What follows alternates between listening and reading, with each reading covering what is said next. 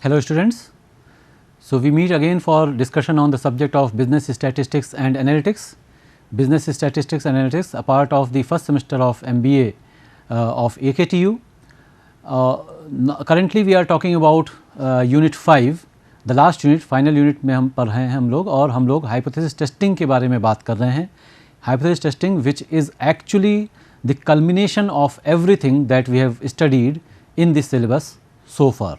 सारी चीज़ों का यूज़ करके और एक्चुअली सभी चीज़ों को समझने का पर्पस जो था वो यही था कि हम लोग हाइपोथेसिस टेस्ट कर पाएँ और एक्चुअल जो सिचुएशन बिजनेस सिचुएशंस में हम लोग इसको प्रॉपरली कर पाएँ कि कैसे हम कंक्लूजन्स निकालेंगे, कैसे डिसीजंस लेंगे. स्टैटिस्टिक्स का जो पर्पस है वो यही है कि डिसीजन मेकिंग में मैनेजर्स को हेल्प करे. सारी जो भी कुछ इन्फॉर्मेशन है उसको कैसे मैनेजर्स उसको यूज़ करके और डिसीजंस ले सकते हैं. तो मैनेजर्स जो हैं उनके पास सारी जो स्टैटिस्टिक्स का जो डेटा कलेक्ट करके और डेटा की एनालिसिस वाला जो पार्ट है, डेटा कलेक्शन और डेटा एनालिसिस, ये पार्ट तो नीचे कोई ना कोई कर ही देगा. ये पार्ट नीचे कोई ना कोई आपके कर ही रहा है. नीचे जो लोग आपके ये सारी चीज़ें करके आपको दे रहे हैं, आपका काम क्या होगा as manager? You now have to take decisions. Data collect हो गया, डेटा कलेक्ट करके हमको पता चल गया पॉपुलेशन का मीन जो है वो कुछ भी 25 है, 200 है, कुछ भी है, मीन पता चल गया. अब मीन लेकिन है उसके बेसिस पे किया क्या जाए, अब डिसाइड क्या किया जाए, क्या करना है आगे, कंक्लूजन्स कैसे ड्रॉ करेंगे, इन्फरेंसेस कैसे ड्रॉ करेंगे, ये मैनेजर करेगा. बाकी नीचे के लोग आपको ये सारी चीज़ें इन्फॉर्मेशन आपको ला करके दे देंगे. तो उसके लिए ज़रूरी है कि हम प्रॉपरली हाइपोथेसिस टेस्टिंग के जो टूल्स हैं उनको समझ सकें और उनको यूज़ करने में we should be absolutely adept and expert. वो एक्सपर्टीज़ हमको चाहिए और वही एक्सपर्टीज़ हम अब के सेशंस में गेन करने की कोशिश कर रहे हैं. तो we have already talked about the 2 different types of hypothesis testing. Z test के बारे में बात कर चुके हैं. अगर सैम्पल साइज़ बड़ा होगा तो उसका यूज़ किया जाएगा. टी टेस्ट की हम लोग बात कर चुके हैं. अगर सैम्पल साइज़ छोटा होगा तो उसके बारे में हम लोग देखेंगे, वो यूज़ करेंगे. अब एक स्पेसिफिक टाइप ऑफ सिचुएशंस होती हैं जहाँ पर कि वेरिएंस, जो कि आप लोग पहले पढ़ चुके हैं जब हम लोग बात कर रहे थे डिस्पर्जन की, मेजर्स ऑफ डिस्पर्जन की. No, variance was one of the important measures of dispersion based upon standard deviation. Standard deviation का स्क्वायर होता है वेरिएंस. तो वेरिएंस कहीं भी पॉपुलेशन से के जो हम सैम्पल्स निकाल रहे हैं उसका जो भी डेटा है उसमें उसके वेरिएंस को स्टडी करके उसकी एनालिसिस करके, एनालिसिस ऑफ वेरिएंस कुछ शॉर्ट में हमने जो अंडरलाइंड वर्ड्स हैं उनको अगर उठा करके एक अलग हम टर्म बना लें तो it is ANOVA, analysis of variance, ANOVA. तो एनोवा का यूज़ किया जाता है फॉर एनालाइजिंग वेरिएंस. ये एक टूल है और एफ टेस्ट यहाँ पर काम आता है. एफ रेशियो हम कैलकुलेट करते हैं. बाकी तरीका वही है. जेड टेस्ट में हम क्या कर रहे थे, जेड की वैल्यू निकाल रहे थे और टेबल की वैल्यू से देख रहे थे.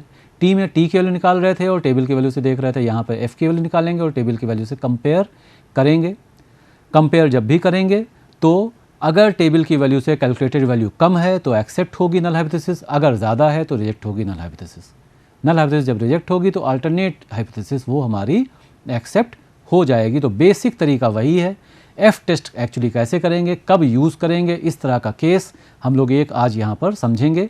एक पुराना क्वेश्चन आपके AKTU के एग्ज़ाम में जो पूछा गया था पहले, उस क्वेश्चन को ले करके और हम समझेंगे कि एनालिसिस ऑफ वेरिएंस का इस्तेमाल हमें किस तरीके से करना है. तो let us directly move on to this particular question. It was asked in the year 2015. 2015 में ये क्वेश्चन पूछा गया था. T test, Z test, F test, ये तीनों ही रिलेटिवली कम पूछे जाते हैं लेकिन फिर भी पूछे गए हैं, तो we should be prepared with that. तो 2015 का ये क्वेश्चन हम लोग ले करके समझेंगे अच्छे से कि किस तरीके से हम लोग को एफ टेस्ट यूज़ करना है, किस तरह से एनोवा का यूज़ करना है और एफ टेस्ट कंप्यूट करके उसको हाइपोथेसिस को टेस्ट करना है. तो the following figures relate to the number of units of an item produced per shift by 2 different workers A and B respectively. तो 2 अलग अलग वर्कर्स हैं, उन्होंने कितना कितना प्रोडक्शन किया है अलग अलग शिफ्ट्स में, अपनी शिफ्ट्स में काम करते हुए कितना कितना प्रोडक्शन किया है, ये डेटा हमने कंपाइल कर लिया. ये डेटा हमने कंपाइल कर लिया। तो ए के आगे जो भी डेटा लिखा हुआ है, जो वैल्यूज़ लिखी हुई हैं, वो उसके नंबर ऑफ़ यूनिट्स हो गई। ए के आगे जो भी दिया हुआ है वो उसकी नंबर ऑफ़ यूनिट्स हो गई। बी के आगे जो दिया हुआ है वो उसके लिए हो गया। ठीक है। कैन इट बी इन्फर्ड, क्या हम ये कंक्लूड कर सकते हैं क्या, that worker A is more stable compared to worker B, and what we have to do, यहाँ पर एक काम आपका आसान कर दिया गया है। You have to make use of F test at 5% level of significance. You have to make use of F test at 5% level of significance. हमें ध्यान रखना है, चाहे कोई भी हाइपोथेसिस टेस्टिंग पूछी जाएगी, जो वेरिएशंस किए जा सकते हैं, सिमिलर क्वेश्चन में भी जो वेरिएशंस किए जा सकते हैं वो क्या क्या हो सकते हैं। सिमिलर क्वेश्चंस में भी वेरिएशन ये हो सकते हैं, एक तो ये कहा आपको टेस्ट का नाम ही नहीं दिया गया है, तो आपको समझना पड़ेगा कि यहाँ पे कौन सा टेस्ट यूज़ करना है। जिस तरह का ये डेटा है, इस तरह के डेटा में एफ टेस्ट ही यूज़ किया जाएगा, चाहे नाम लिखा हो चाहे ना लिखा हो, चाहे एनोवा लिखा हो चाहे ना लिखा हो। एफ टेस्ट के लिए दोनों चीज़ें की जा सकती हैं, एनोवा का नाम भी दे सकते हैं, एफ टेस्ट भी दे सकते हैं। तो दोनों में ये चीज़ें मेंशन हो चाहे ना हो, आपको एफ टेस्ट ही यहाँ पे यूज़ करना है। दूसरा क्या हो सकता है, आपको जो लेवल ऑफ सिग्निफिकेंस है वो मेंशन किया जा सकता है, नहीं किया जा सकता है। मेंशन कर दिया है तो आपको वो यूज़ करना ही है, नहीं किया है तो आप अपनी तरफ से 5%, 1%, ये दो जो परसेंटेजेस हैं ये ज़्यादा यूज़ किए जाते हैं। However, as I already stated in a earlier session, 10% या 20% भी कभी कभी यूज़ कर लिया जाता है। ज़्यादातर हम लोग 5% या 1%। तो अगर नहीं दिया है तो आप 5% या 1% पे टेस्ट कर सकते हैं। क्रिटिकल वैल्यू जो है वो आपको दी जा सकती है, टेबुलेटेड वैल्यू यानी कि आपको दी जा सकती है, या आपको टेबल प्रोवाइड कर की जा सकती है, जिसका यूज़ करके आप इस वैल्यू को निकालेंगे, देख लेंगे अपने खुद से। तो ये भी दो चीज़ें हैं, अक्सर क्वेश्चन में दिया रहता है। क्वेश्चन में जब आपको वैल्यू दी जाती है, जैसे कि यहाँ पे दिया गया है, तो क्वेश्चन अगर फिर से देखें, can it be inferred that worker A is more stable compare to worker B using F test at 5% level of significance, brackets में दिया हुआ है critical value at 5% significance is F 10, 8। We will go to that also कि 10 और 8 का significance क्या है, is equal to 3.35, is equal to 3.35। तो 5% लेवल ऑफ सिग्निफिकेंस है, 10, 8 जो है वो जो लिखा हुआ उससे आपका काम थोड़ा सा आसान हो जाता है। अगर आपको खुद से टेबल से वैल्यू देखनी हो तो कहीं पे थोड़ी सी गड़बड़ी हो सकती है। आप 10, 8 के अलावा किसी और डिग्रीज ऑफ फ्रीडम पर, ये डिग्रीज ऑफ फ्रीडम है 10 और 8, किसी और डिग्री ऑफ फ्रीडम पे आपने पता चला गलत वैल्यू निकाल ली, तो ये काम ऑब्वियसली आसान हो जाता है थोड़ा सा।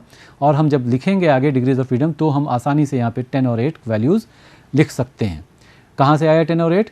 बी की जो वैल्यूज़ हैं, बी के जो शिफ्ट्स हैं, वहाँ पर 11 शिफ्ट्स की बात हो रही है, तो 11 में से जो भी सैम्पल साइज़ होता है उसमें से 1 सब्ट्रैक्ट कर दिया, 10 आ गया। और ए के लिए 9 शिफ्ट्स हैं, तो 9 में से 1 सब्ट्रैक्ट किया तो 8 आ गया। तो इस तरह से ये हमको दिया हुआ है। Going back to the actual question, can it be inferred that the worker A is more stable compared to worker B? Worker A क्या वर्कर B से ज़्यादा स्टेबल है? क्वेश्चन ये है वेरिएंस का। स्टेबल होने का मतलब क्या होगा? स्टेबल होने का मतलब ये है कि भाई जो भी जितनी भी यूनिट्स ये प्रोड्यूस कर रहे हैं, कभी 19, कभी 22, 24, 27, 24, 18, 20, 29, 25, वर्कर बी जो है वो 26, 37, 40, 35, 30, 30, 40। आप देख सकते हैं कि अगर हम दोनों वर्कर्स के आउटपुट को कंपेयर करें, if they are working on the same product, अगर एक ही चीज़ दोनों प्रोड्यूस कर रहे हैं, तो B actually on a regular basis ज़्यादा आउटपुट दे रहा है। ए का जो आउटपुट है वो 18 से लेकर के 27 तक रेंज कर रहा है, और बी का जो आउटपुट है लेकिन दूसरी तरफ वो रेंज कर रहा है फ्रॉम 26 टिल 40। तो इन जनरल बी आउटपुट ज़्यादा दे रहा है, लेकिन हमें ये नहीं जानना है। हमें जानना है कि आउटपुट ज़्यादा है हो या कम हो, लेकिन स्टेबिलिटी हो, कंसिस्टेंसी हो, वेरिएशन कम हो। टर्म स्टेबल यूज़ किया गया है, वेरिएशन टर्म यूज़ नहीं किया गया है, तो इसलिए हम एनोवा की तरफ हो सकता है। अगर एफ टेस्ट ना दिया होता तो ये थोड़ा कन्फ्यूज़न हो सकता था, लेकिन स्टेबल का मतलब ही यही है कि कौन सा वर्कर जो है उसके काम में, उसके आउटपुट के लेवल में डिफरेंस ज़्यादा नहीं हो रहा है, एक जैसा आउटपुट दे रहा है, ये हमको जानना है। तो अगर ये जानना है तो ये एनोवा का क्वेश्चन सीधे सीधे हो गया, और एफ टेस्ट ना भी लिखा होता तो हम यहाँ पर एफ टेस्ट का ही यूज़ करते और आगे प्रोसीड करते। कैसे बढ़ना है? तो स्टेप्स वही ब्रॉडली हैं क्या करना है, हमें पहले हाइपोथेसिस फ्रेम करना है।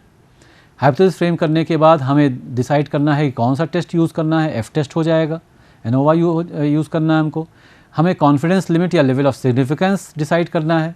हमें डिग्रीज ऑफ फ्रीडम कैलकुलेट करना है, जिसके बारे में अभी मैंने आपको पिछली स्लाइड में बताया। हमें टेस्ट स्टैटिस्टिक एफ रेशियो जो है उसको कंप्यूट करना है। हमें टेबल से वैल्यू निकालनी है, टेबल से वैल्यू निकालनी नहीं पड़ेगी क्योंकि वो क्वेश्चन में दी हुई है। और दोनों को कंपेयर करके फाइनली जो सबसे इम्पॉर्टेंट चीज़ है वो ये है कि हमें अपना डिसीज़न निकालना है, पता करना है कौन सा वर्कर ज़्यादा स्टेबल है, इसका आंसर जानना है, इसका आंसर जानना है। अगर हमने पहले स्टेप में सही सही हाइपोथेसिस फ्रेम की है तो हम लास्ट स्टेप में प्रॉपरली सही तरीके से ये आंसर भी निकाल पाएंगे। ओके, तो प्रोसीडिंग फ्रॉम हियर एक एक करके इन स्टेप्स को हम लोग देखते हैं। हाइपोथेसिस फ्रेम करना है। नल हाइपोथेसिस हमेशा थोड़ा सा न्यूट्रल होगी, हमेशा होगी कि कहीं पे कोई डिफरेंस नहीं है। ज़्यादातर केसेस में नल हाइपोथेसिस हमारी ऐसे ही रहेगी, डिफरेंस नहीं है नल हाइपोथेसिस, डिफरेंस है अल्टरनेट हाइपोथेसिस। तो डिफरेंस नहीं है, क्या चीज़ क्या काहे में डिफरेंस नहीं, दोनों वर्कर्स की स्टेबिलिटी में डिफरेंस नहीं है, ये हो गई नल हाइपोथेसिस। दोनों वर्कर्स इक्वली स्टेबल हैं, इसका मतलब हम ये बोल सकते हैं ये हो गई नल हाइपोथेसिस। कोशिश हम करेंगे कि लैंग्वेज जो है वो वैसी ही यूज़ करेंगे जैसी क्वेश्चन में दी हुई है। क्या ये कह सकते हैं कि ए ज़्यादा स्टेबल है? नहीं, ये नहीं कह सकते हैं ए ज़्यादा स्टेबल है। क्यों नहीं कह सकते हैं? क्योंकि दोनों वर्कर्स इक्वली स्टेबल हैं। अब दूसरी चीज़, या तो हम ये पता करेंगे कि इक्वली स्टेबल हैं, या तो ये पता, क्योंकि एनालिसिस वेरिएंस की, वेरिएंस कम है ज़्यादा है ये जानना चाह रहे हैं, या वेरिएंस लिमिट में है या नहीं है ये जानना चाह रहे हैं। तो इस ऐसे केस में हम कभी भी ये नहीं बता सकते हैं कि किसका वेरिएंस ज़्यादा है, किसका वेरिएंस कम है, कौन ज़्यादा स्टेबल है, कौन कम स्टेबल है। तो ये क्वेश्चन जैसे होगा यहाँ पे कैसे, उस पर भी आएंगे। फिलहाल जो हाइपोथेसिस हमारी है वो है both workers are equally stable. दो नल हो गई, अल्टरनेट हो गई obviously, both the workers are not equally stable. अगर इक्वली स्टेबल हैं तब तो ऑब्वियस सी बात है कि ए ज़्यादा स्टेबल है, ये हम कह नहीं सकते। अगर दोनों इक्वली स्टेबल नहीं हैं तभी ये सवाल उठेगा कि भाई दोनों स्टेबल अगर बराबर नहीं है तो ए ज़्यादा स्टेबल है कि बी ज़्यादा स्टेबल है, उसको कैसे हैंडल करेंगे, we will come to that also. तो null hypothesis both workers are equally stable, alternate hypothesis the workers are not equally stable. H naught हो गया, इसका मतलब है variance, sigma square is variance of A, worker A is equal to variance of worker B. और alternate hypothesis हो गई, H1 हो गई, variance of worker A is not equal to variance of worker B. ये यहाँ से हम लोग आगे फिर अब बढ़ते हैं। टेस्ट स्टैटिस्टिक क्वेश्चन में साफ साफ मेंशन्ड है। टेस्ट स्टैटिस्टिक कौन सी यूज़ करनी है? टेस्ट स्टैटिस्टिक हमें यूज़ करनी है एफ रेशियो, हमें एनालिसिस ऑफ वेरिएंस का इस्तेमाल करना है। तो it is given that we have to make use of analysis of variance through computation of F ratio. एक छोटी सी चीज़ हम आगे और देखेंगे कि एफ रेशियो का क्या मतलब है। एफ रेशियो का मतलब सिंपली ये है कि दोनों जो अलग अलग ग्रुप्स ऑफ डेटा हैं, जब भी हम बात करते हैं वेरिएंस एनालिसिस की जब भी हम बात कर रहे हैं तो दो या दो से ज़्यादा सेट्स ऑफ डेटा हमारे पास होंगे और उनमें कितना वेरिएंस है, उनके वेरिएंसेस में डिफरेंस कितना है ये हम जानना चाहते हैं। तो हम रेशियो निकाल लेते हैं और रेशियो से हमें पता चल जाएगा रेशियो रेंज में है तो वेरिएंस भी इनसिग्निफिकेंट है, रेशियो रेंज में नहीं है तो variance becomes significant. And if it is significant null hypothesis is rejected, if it is insignificant null hypothesis is accepted. So level of significance, ये भी आपको साफ साफ क्वेश्चन में दो बार लिखा हुआ होता है एक्चुअली कि 5% लेवल ऑफ सिग्निफिकेंस है। 5% लेवल ऑफ सिग्निफिकेंस का मतलब क्या होगा, 5/100। 5/100 मीन्स 0.05। और पहले भी एक बार पहले के एक सेशन में मैंने आपको बताया है कि लेवल ऑफ सिग्निफिकेंस का मतलब क्या हुआ कि कॉन्फिडेंस लिमिट कितनी है, ये भी उससे हम निकाल सकते हैं। लेवल ऑफ सिग्निफिकेंस अगर 5% है तो 5% चांसेस हैं एरर के, 5% चांसेस हैं एरर के। आप टाइप 1 टाइप 2 एरर्स पढ़ चुके हैं तो 5% चांस एरर का है। तो एरर होने का चांस 5% है। इसका मतलब है आप जो भी कंक्लूजन देंगे you have 95% confidence on your conclusion कि ये कंक्लूजन हमारा सही है। तो 95% आप कॉन्फिडेंट हैं कि आपका कंक्लूजन सही है, 5% चांस है कि कंक्लूजन गलत हो सकता है, and therefore alpha is equal to 5/100, that is 0.05 is the value of alpha. Alpha की वैल्यू हो गई 0.05। यहाँ से फिर आगे बढ़ें, और ये चीज़ क्वेश्चन में दी हुई थी, उसी हिसाब से आपको ये इसका यूज़ एक्चुअली क्या होता है, लेवल ऑफ सिग्निफिकेंस और डिग्रीज ऑफ फ्रीडम, इन दोनों का यूज़ हम करते हैं जब टेबल से वैल्यू देखते हैं। एफ़ की वैल्यू जब टेबल से देखेंगे तो इन दोनों का काम आता है। एक्चुअली ये दोनों ये काम आपका पहले से आसान कर दिया गया है, क्योंकि इस क्वेश्चन में आपको टेबल की वैल्यू दी हुई है, तो इसलिए मेंशन करना लेकिन फिर भी ज़रूरी है। It is very important that we mention the level of significance as well as the degrees of freedom, जो कि अगले स्लाइड में हम लोग देख रहे हैं। तो डिग्रीज ऑफ फ्रीडम जो दो अलग अलग डेटा सेट हैं, तो दोनों वर्कर्स के लिए, दोनों अलग अलग सैम्पल्स के लिए डिग्रीज ऑफ फ्रीडम हो गई। एक में 11 वैल्यूज़ हैं, तो 11 - 1 दैट इज़ 10। दूसरे में 9 वैल्यूज़ हैं, तो 9 - 1 दैट इज़ 8। तो 10 और 8 का भी यूज़ हम क्या कर रहे हैं, अब हम जब टेबल देखेंगे तो टेबल में हम लोग डिग्रीज ऑफ फ्रीडम 10 और 8 पर एफ़ की वैल्यू, एफ़ रेशियो की वैल्यू टेबल से निकालेंगे। 10 और 8 डिग्रीज ऑफ फ्रीडम पर और 5% लेवल ऑफ सिग्निफिकेंस पे या 0.05 अल्फ़ा की वैल्यू पर हम वैल्यू पता करेंगे, और उस वैल्यू का यूज़ करेंगे आगे जब हम एफ़ की वैल्यू निकाल लेंगे तो कंपेयर करने के लिए और ये पता करने के लिए कि नल हाइपोथेसिस एक्सेप्ट हो रही है या रिजेक्ट हो रही है, तो हम उस वैल्यू से उसको कंपेयर करेंगे। So this is why we require the degrees of freedom. Again यहाँ पर वो काम हमारा आसान किया गया है, क्योंकि क्वेश्चन में दिया हुआ है डिग्री ऑफ फ्रीडम कितनी है। अब हमें सारा का सारा कैलकुलेशन जो करना है, उस कैलकुलेशन के लिए, क्योंकि it is analysis of variance, therefore we need to calculate variance for both the workers A and B. दोनों वर्कर्स ए और बी के लिए हम वेरिएंस निकालेंगे। हमने यहाँ पर मान लिया कि वर्कर ए जो है वो हम 1 से रिप्रेजेंट कर रहे हैं, और वर्कर बी जो है वो हम लोग 2 से रिप्रेजेंट कर रहे हैं। वर्कर ए 1 से रिप्रेजेंट कर रहे हैं और वर्कर बी 2 से रिप्रेजेंट कर रहे हैं। तो यहाँ पर x1 का मतलब हो गया कि वर्कर ए का जो डेटा दिया हुआ है प्रोडक्शन का वो हो गया। x2 का जो मतलब है, x2 है वर्कर बी का जो डेटा दिया हुआ प्रोडक्शन का, वो हो गया x2। तो जहाँ पर भी x1 है इट इज़ फॉर ए, जहाँ पर भी x2 है वहाँ इट इज़ फॉर बी। तो हमने पहला जो कॉलम है उसमें सारी वैल्यूज़ जो दी हुई थी, ए का जितना आउटपुट था, ए की 9 अलग अलग शिफ्ट्स का जो आउटपुट था वो हमने लिस्ट कर लिया पहले कॉलम में। ये वैल्यूज़ जो दी हुई थी क्वेश्चन में वो एज इट इज़ ऑब्वियसली यहाँ पर आ जा रही हैं, सारी वैल्यूज़ वो आ गई। और इनका करना क्या है, हमें निकालना है हमें निकालना है वेरिएंस निकालना है, यानी कि डिस्पर्जन का जो ये वैल्यू निकालनी है, तो डिस्पर्जन का जो ये मेजर एक्ट कैलकुलेट करना है, उसके लिए हमें निकालना पड़ेगा दी वैल्यू ऑफ मीन, क्योंकि मीन से जो डिस्पर्जन है उसी के बेसिस पर हम कैलकुलेट करेंगे। तो मीन निकालने के लिए हमने x1 को ऐड कर दिया, 198 आ गया। x1 को ऐड किया 198 आ गया। 198 divided by 9, 198 divided by 9 values हैं, इसलिए एवरेज निकालने के लिए हमने 198 डिवाइडेड बाई 9 किया, तो हमें x1 बार जो मिला ए के लिए, वर्कर ए के लिए जो मीन आउटपुट मिला वो मिल गया 22। अलग से यहाँ पे कैलकुलेशन नहीं किया रहा, it is quite simple, you already know mean का कैलकुलेशन आप और इससे मुश्किल कंडीशंस में, मुश्किल केसेस में भी आप देख चुके हैं।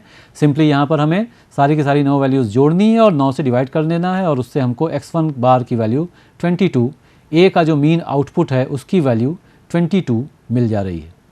फिर दूसरी चीज़ हम क्या कर रहे हैं, जब हमें ये मिल गया तो हमने x2 के लिए निकाल लिया। b के लिए जो सारी वैल्यूज़ दी थी वो हमने यहाँ पे टेबुलेट कर ली x2 के अंडर में, दिस इज़ फॉर b।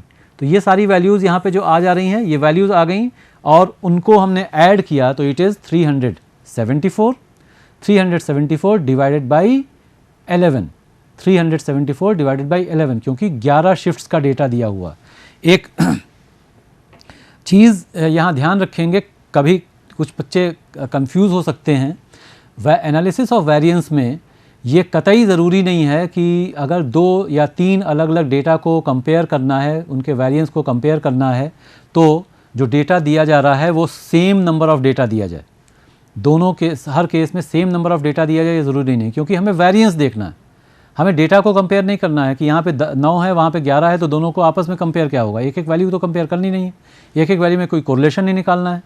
तो थोड़ा बच्चे कंफ्यूज होते हैं, कैसे लग सकता है कि कहीं डेटा मिसिंग है, ऐसा कुछ भी नहीं है, क्योंकि एक का कम डेटा लिया है दूसरे का ज़्यादा लिया है, उसके बेसिस पे भी हम पूरा का पूरा कैलकुलेशन आसानी से कर सकते हैं, जैसा कि यहाँ पे हम कर रहे हैं।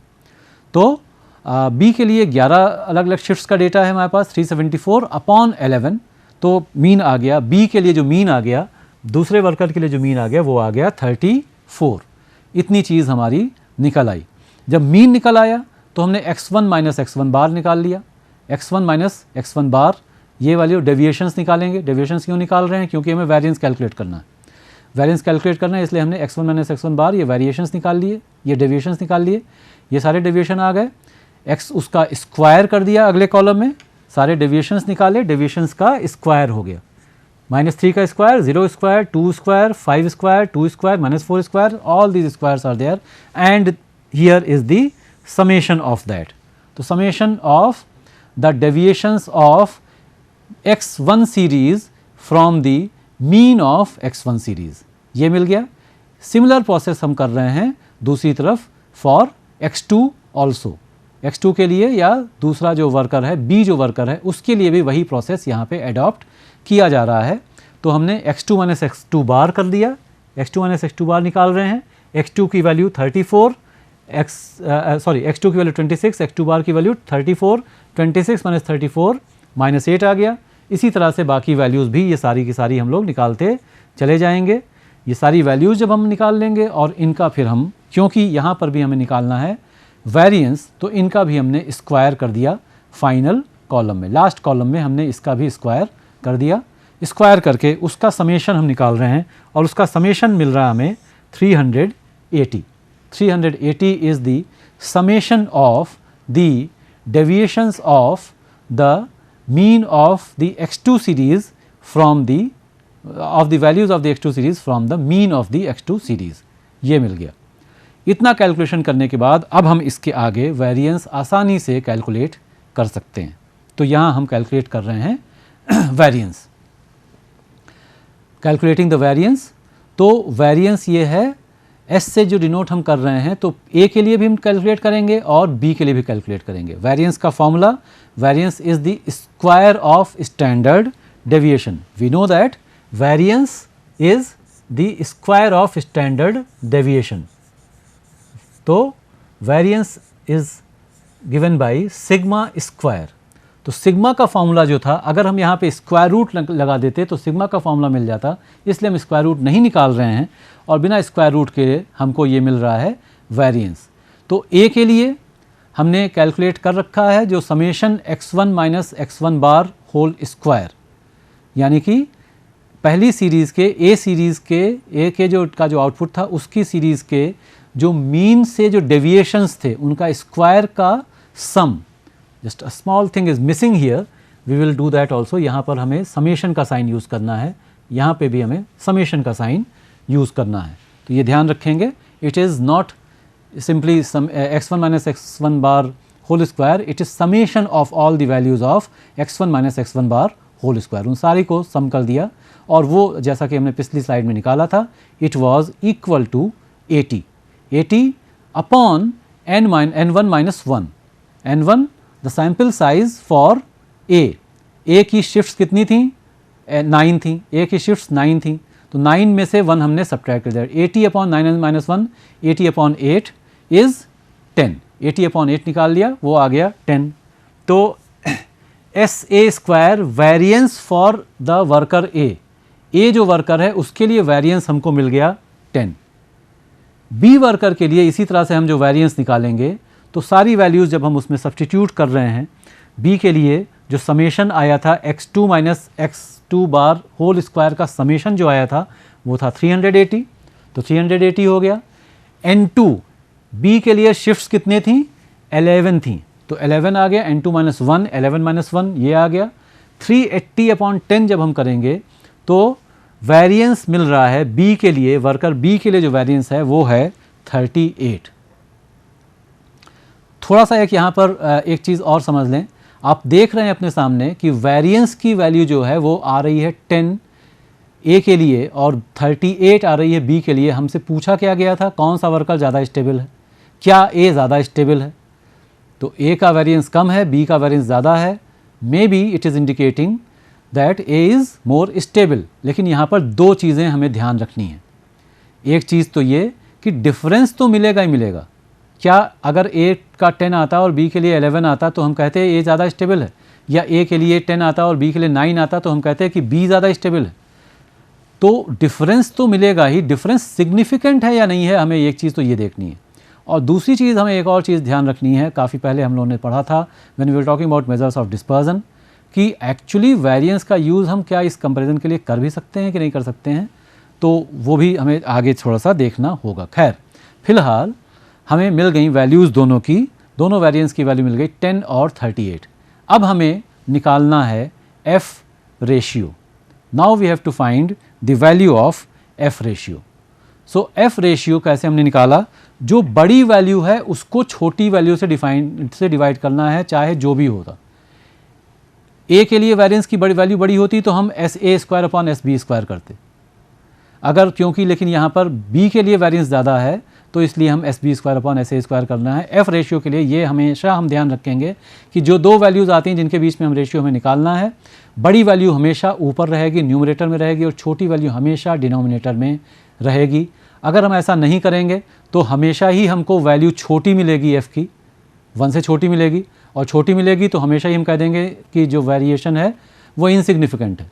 लेकिन हमें रेशियो चाहिए, तो जो भी बड़ा है हमें बड़े को हम ऊपर रखेंगे, क्योंकि कौन सा बड़ा है कौन सा छोटा है इससे मतलब नहीं है, दोनों में कितना डिफरेंस आ रहा है ये हमको देखना है, तो वो रेशियो हमको जानना है। इसलिए बड़ा ऊपर छोटा नीचे हमेशा। तो 3.8 आ गई एफ रेशियो की वैल्यू, और ये दिया हुआ है हमको पहले से क्वेश्चन में कि the critical value of F at degrees of freedom 10 and 8 at 5% significance level is 3.35। F की वैल्यू जो कैलकुलेट किया वो 3.8 है, जो टेबल की वैल्यू है वो 3.35 है। यानी कि आगे हमें अब कैलकुलेशन जो इन्फरेंस निकालना पड़ेगा, जो कंक्लूजन अब हम क्या निकाल रहे हैं, तो कंक्लूजन हमारा निकल रहा है because F calculated, the calculated value of F ratio is greater than the tabulated value of F ratio. F ratio की जो कैलकुलेट वैल्यू की हमने वो टेबुलेटेड वैल्यू से ज़्यादा आ रही है, इसलिए नल हाइपोथेसिस रिजेक्ट हो गई। नल हाइपोथेसिस रिजेक्ट हो गई तो अल्टरनेट हाइपोथेसिस एक्सेप्ट हो गई। अल्टरनेट हाइपोथेसिस क्या कह रही है कि the two workers are not equally stable.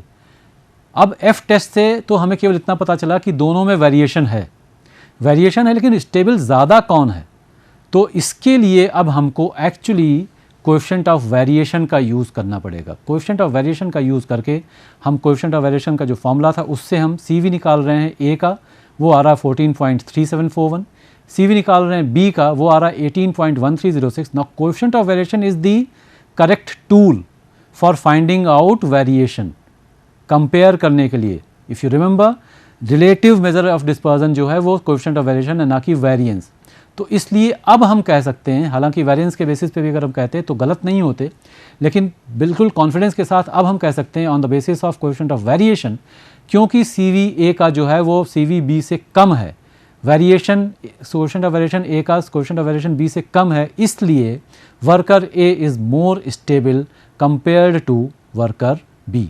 Worker A जो है वो वर्कर बी से ज़्यादा स्टेबल है, जैसा कि यहाँ पे हम मेंशन कर रहे हैं। तो this is about F test analysis of variance. यहाँ पे आज का सेशन हम कंक्लूड करते हैं, और आगे फिर हम लोग अगले हाइपोथेसिस टेस्ट के साथ फिर मिलेंगे। Thank you.